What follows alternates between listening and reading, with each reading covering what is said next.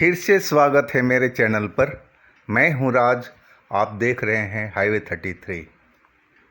दोस्तों, आज की जो कहानी है ये अवतार जी का है। अवतार जी उड़ीसा के रहने वाले हैं, तो चलते हैं इनकी कहानी में। लेकिन दोस्तों, आपने अभी तक हमारा चैनल को सब्सक्राइब नहीं किया है तो कर लीजिए, धन्यवाद। मेरा नाम अवतार है। मैं उन दिनों में एक ट्रक पर काम करता था एज ए कंडक्टर। हमारे जो उस्ताद थे उनका नाम था सागर। ये बात 1992 की है। मैं उस टाइम नया नया ही ट्रक पर लगा था और मुझे करीब 6-7 महीने हो चुके थे सागर उस्ताद के साथ में। हम रात के टाइम में संबलपुर जा रहे थे। हाईवे से होते हुए अचानक एक जगह पर हमारा ट्रक का टायर पिछला बहुत ज़ोर से आवाज़ आया और हवा निकल गई। शायद पंचर हो गया था या टायर फट गया था। उस्ताद ने ब्रेक लगाई और हम लोग नीचे उतर करके देखने लगे। रात का उस टाइम 1 बज रहा था। पूरा रोड सोन सपाटा पड़ा हुआ था। हमारे बाईं साइड में एक लाइट जल रही थी। शायद कोई हाईवे पर कोई मिस्त्री का या कुछ खाने पीने की कोई दुकान होगी जो इस टाइम बंद थी। हम दोनों आदमी उतर कर के देखा तो पीछे का एक टायर फटा हुआ था। ऐसे लग रहा था जैसे उसके चिथड़े हो गए हों। वैसे वो टायर काफ़ी पुराना भी था। अब हम लोग के पास में एक ही ऑप्शन था कि उस टायर को बदला जाए, क्योंकि गाड़ी हमारी लोड थी और ऐसे हम लेके जा नहीं पाएंगे। हमने पूरा सामान निकाल लिया, जैक वगैरह सब कुछ, और जैक लगा करके हम गाड़ी को चढ़ाने लगे।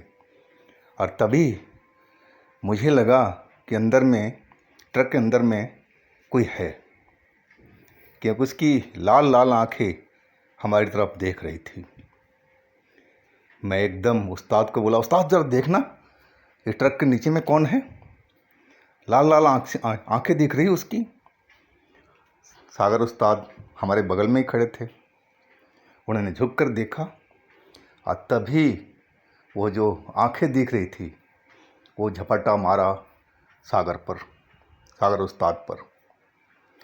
सागर नीचे गिर गए थे।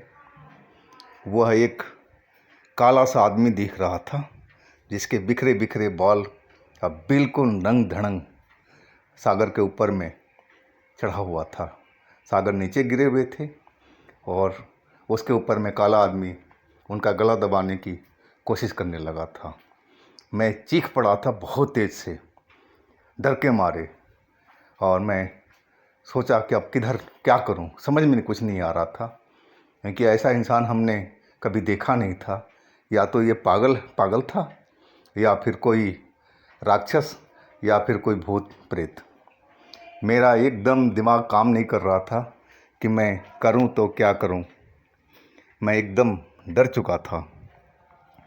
तभी मैं ज़ोर चिल्लाया, उस्ताद उस्ताद जल्दी उठो। मैं उनका पैर पकड़ कर के और खींचने की कोशिश करने लगा और तभी वो काला आदमी मेरी तरफ मुड़ा और मुझे धक्का दे दिया। मैं दूर जा गिरा, लेकिन मैं उठ कर के खड़ा हो गया।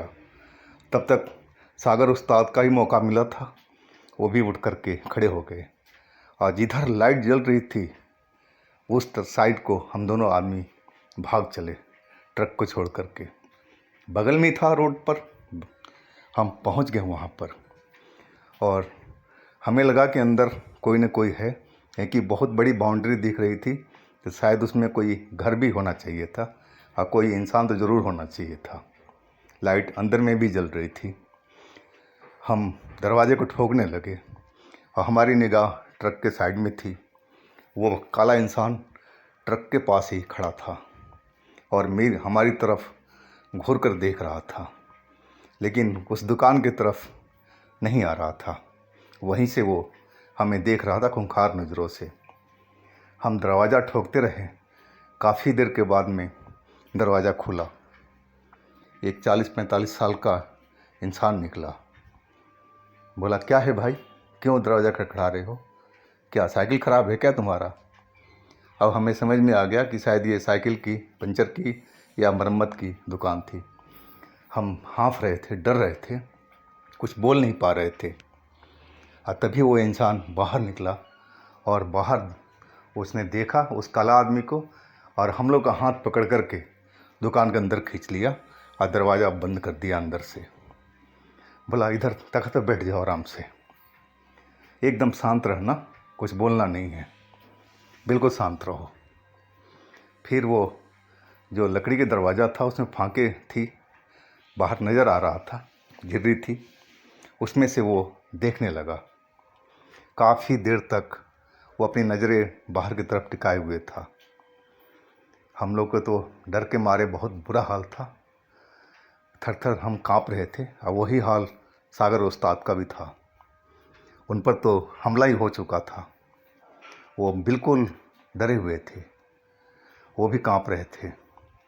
तभी वो जो साइकिल मिस्त्री था वो हमारी तरफ, तख्त की तरफ आया और बोला, आराम से बैठो, तुम लोग यहाँ पर सुरक्षित हो। वो एक प्रेत है, काला प्रेत, और हमने दुकान को बंदिश करा रखी है, अपना पूरा एरिया को। वो यहाँ तक नहीं पहुँच पाएगा। हम लोग कुछ बोल ही नहीं पा रहे थे, हमारे मुंह से आवाज़ ही नहीं निकल रही थी डर के मारे। फिर वो पानी का एक मटके में से एक लोटा से हमें दिया। बोला, पानी पियो, थोड़ा आराम कर लो, रिलैक्स करो, डरो नहीं बिल्कुल भी, वो तुम्हारा कुछ नहीं बिगाड़ पाएगा, अब तुम दुकान के अंदर हो। हमने डरते डरते थोड़ा सा पानी पिया। पानी पीने के बाद में थोड़ा सा रिलैक्स महसूस हुआ। सागर उस्ताद ने भी थोड़ा 2-4 घूंट पानी पिया। वो मिस्त्री बोला, क्या हुआ था तो आप लोग के साथ में, कहानी क्या है? मैंने ही बताना शुरू किया कि अचानक हमारी इस जगह पर टायर फटने की आवाज़ आई। उस्ताद ने गाड़ी रोका। हम देखे थे कि पीछे के एक टायर फट गया था, शायद पुराना टायर भी था वो। हम लोग जैक लगा कर के और टायर बदलने की कोशिश कर रहे थे। तभी अंदर में वो हमें नज़र आया। और मैं सागर उस्ताद को बोला कि उस्ताद देखना ही क्या है, कौन सा जानवर है, क्या है, इसको मुझे कुछ समझ में नहीं आ रहा था। तभी वो हमला कर दिया था सागर उस्ताद पर। बाकी कहानी हमने उसको बता दिया। वो लंबी सांस लिया, बोला, जानते तुम्हें तो पता ही नहीं होगा कि वो क्या चीज़ है। मैं बताता हूँ। 1 साल से ज़्यादा हो चुका है, इसी जगह पर जहाँ तुम्हारा ट्रक खड़ा है, उसी जगह पर एक राहगीर था बगल के गांव का, और उसको एक ट्रक वाले ने कुचल दिया था। उस टाइम तो वो नहीं मरा था। गांव वाले उसको हॉस्पिटल ले गए थे। उस दिन मैं अपना साइकिल का पुर्जे के सामान लेने गया हुआ था शहर। जब आया तो मेरे को कहानी मालूम पड़ा। खैर, ये तो रोड है, एक्सीडेंट तो होते रहते हैं, इस पर कोई नज़रअंदाज नहीं किया। लेकिन वो 3-4 दिन के बाद में हॉस्पिटल में वो मर गया था बंदा। और जब से मरा तब से हर महीने कोई एक निश्चित दिन होता है और इस रोड पर वो ट्रक वाले को ढूंढता है जिसने उसको टक्कर मारी थी। और उस चक्कर में दूसरे ट्रक वाले बेचारे फंस जाते हैं, उन पर भी हमला कर देता है। लेकिन वो देखता है, शायद उनको पहचानता होगा, तभी तो शायद उस ट्रक वाले को ढूंढता है जिसने उसको कुचला था। शायद उसने शक्ल देख लिया होगा, वो पहचानता होगा। बस ट्रक वाले बेचारे घबरा जाते हैं, थोड़ा चोट वोट आती है, लेकिन किसी को मारता नहीं जान से, फिर छोड़ देता है। लेकिन ट्रक वाले तो परेशान हो ही जाते हैं और उसी ट्रक वाले को ढूंढता है जिसने उसकी जान ली थी, टक्कर मारा था। यही कहानी है उस भूत का, उस प्रेत का, और तुम भी उसके जाल में फंस गए थे। और ये 12 बजे रात से लेकर के और 3 बजे तक अब ये एक्टिव रहता है। 3 बजते ही ये गायब हो जाएगा। फिर महीने में किसी खास दिन को ये नज़र आता है। ऐसा ही सिलसिला 1 साल से चल रहा है। गांव वालों ने उसको बंधवाने की बहुत कोशिश किया। कई तांत्रिक आए थे, सब ने अपना अपना कोशिश कर लिया, लेकिन वो किसी को पकड़ में नहीं आता है। मैं उसी दिन में एक तांत्रिक को ले आया था, तो हमारे घर को तो वो बांध दिया था। लेकिन भाई, भूत प्रेत तो भूत प्रेत होते हैं, वो कब तक क्या करेंगे कुछ मालूम नहीं। डर तो हमें भी लगा रहता है। वो ट्रक वाले को किसको मारेगा, किसको छोड़ेगा, कुछ पता नहीं है। हो सकता है किसी को डर से हार्ट अटैक हो जाए।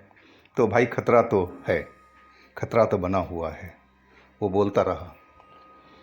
मैंने पूछा कि अब इसका कोई इलाज नहीं है? तो वो मिस्त्री बोला कि नहीं भाई, इसका कोई इलाज कुछ नहीं हो पाया है। आपको बताया ना कि सारे तांत्रिक जो जानने वाले हैं लोगों ने लेके आए थे, लेकिन वो किसी को मिलता ही नहीं है। वो कहाँ रहता है, कब आएगा, कुछ पता ही नहीं होता है। अब सारे रोड को तो आदमी बांध नहीं सकता है। यही समस्या है और ये सालों से चल रहा है। अब आप लोग आराम करो यहीं पर और सुबह ही निकलना है कि बाहर जाना अभी खतरे से खाली नहीं है कि 3 बजे तक तो वो तुम्हें ढूंढ रहा होगा और 3 बजे के बाद ही वो यहाँ से गायब होगा। फिर महीने के बाद में वो दिखता है। शुक्र है भगवान का कि आप लोगों को कोई ज़्यादा चोट नहीं लगी, नहीं तो कई ट्रक वाले तो बहुत घायल हो चुके हैं उसके हमले से। आप लोग अब आराम कर लो यहीं पर, और सुबह होने में तो बहुत अभी टाइम बाकी है। मैं अंदर के कमरे में जा रहा हूँ अपने परिवार में। दरवाज़ा मत खोलना, चाहे कोई कितनी भी आवाज़ लगाए। मुझे अंदर में आवाज़ दे देना, मिस्त्री जी पुकार देना, मैं आ जाऊँगा। आप लोग इसी तकत पर सो जाओ। ट्रक का टेंशन छोड़ दो, वहाँ कोई चोरी करने वाला नहीं आएगा कि सबको इस आसपास के एरिया में पता है कि यहाँ पर क्या खेल चलता है। और वो फिर अंदर चला गया। सागर अवाक था सब बात सुन करके, और अवतार भी, उसका भी वही हाल था। दोनों के मुंह से कोई आवाज़ नहीं निकल पा रही थी कि वो किस लफड़े में आज फंस गए थे, किस खतरे में आज वो पड़ गए थे। उनको कुछ इसके बारे में कोई ज्ञान नहीं था। अगर ज्ञान भी होता तो कुछ भी नहीं कर पाते। अब वो सोच रहे थे कि अब आगे क्या होगा। तभी सागर बोला कि अवतार, तुम आराम कर लो, मैं जाग रहा हूँ, सुबह देखा जाएगा। जैक तो नीचे ही पड़ा हुआ है और टायर बिना बदले तो हम लोग जा नहीं पाएंगे। अवतार बोला, उस्ताद आप भी लेट जाओ, अभी बहुत सुबह मॉर्निंग टाइम बाकी है, सुबह का सुबह देखते हैं। फिर वो लेट गए। थके हुए तो थे ही, दोनों को जल्दी नींद आ गई थी। जब नींद खुली तो सुबह हो चुकी थी और मिस्त्री उनको जगा रहा था कि भाई उठ जाओ, 6 बज चुके हैं, अपना ट्रक का देख लो काम धाम। जो पहिया बदलना है, अगर पंचर लगवाना है तो ट्रक का आगे में काम होता है। मैं तो साइकिल का पंचर का काम करता हूँ, ये तो मैं नहीं कर पाऊँगा। 2 किलोमीटर आगे दुकान है, आपको वहाँ सब कुछ मिल जाएगा। अवतार बोला कि नहीं नहीं, हमारे पास तो अभी है, अब हम संबलपुर जा कर के ही और नया पहिया लेंगे, क्योंकि ये पहिया तो बहुत पुराना हो चुका था, अब इसको मरम्मत करा के कोई फ़ायदा नहीं है। वो दोनों नमस्ते करके बाहर निकले, ट्रक के पास गए, देखा जैक भी नीचे पड़ा हुआ था, रिंच भी सब कुछ पड़ा हुआ था, सब कुछ ट्रक का सही सलामत था। उन्होंने जल्दी जल्दी अपना काम ख़त्म किया पहिया बदलने का और फिर वहाँ से अपने रास्ते निकल चुके थे। तो ये थी आज की कहानी दोस्तों। और आपके पास भी कोई अपनी आप बीती है, कोई घटना है, कोई कहानी है, तो हमें इंस्टाग्राम पर या व्हाट्सएप नंबर पर शेयर कीजिएगा। हम आपकी कहानी को ज़रूर बनाएंगे। और हमारे चैनल को सब्सक्राइब कीजिएगा, लाइक कीजिएगा, शेयर कीजिएगा। और साथ में हमारा जो दूसरा चैनल है हाईवे नाइट, उस पर ज़रूर विज़िट कीजिएगा। उस पर भी अच्छी अच्छी कहानी रोज़ आ रही है। लिंक मैं नीचे दे रखा हूँ। तो आप लोग अपना बहुत ही ख्याल रखना। भगवान आपको खुशी मंगल रखे। नमस्कार।